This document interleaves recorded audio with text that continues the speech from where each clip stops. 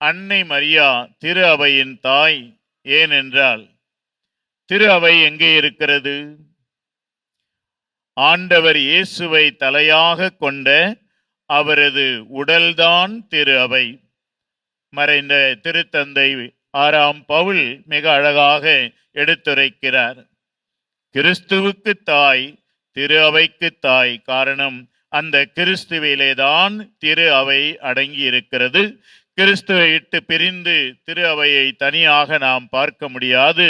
ஏனென்றால் திரு அவை கிறிஸ்துவனுடைய திருவுடல். இரண்டாவது காரணமும் நாம் அறிகின்றோம்.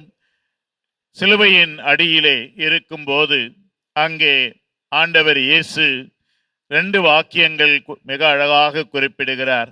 சீடரை நோக்கி இதோ உன் தாய் என்கிறார். அன்னையை நோக்கி சீடரை காட்டி இதோ உன் மகன். எனவே அந்த சிலுவையிலே இயேசு தொங்கிக் கொண்டிருக்கின்ற அந்த வேளையிலே அன்னை மரியா இயேசு கிறிஸ்துவிலே யாரெல்லாம் நம்பிக்கை கொண்டிருக்கிறார்களோ, யாரெல்லாம் அந்த இயேசு கிறிஸ்துவில் நம்புகிறார்களோ அவர்தான் மீட்பர். அவர் வழியாகத்தான் மீட்பு.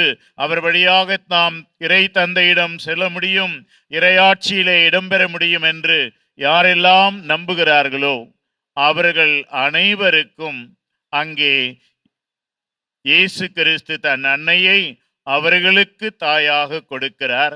எனவே நம்பிக்கையாளர் அனைவரின் தாய் அங்கே இயேசுவால் மரியா நமக்கு தரப்படுகின்றார்.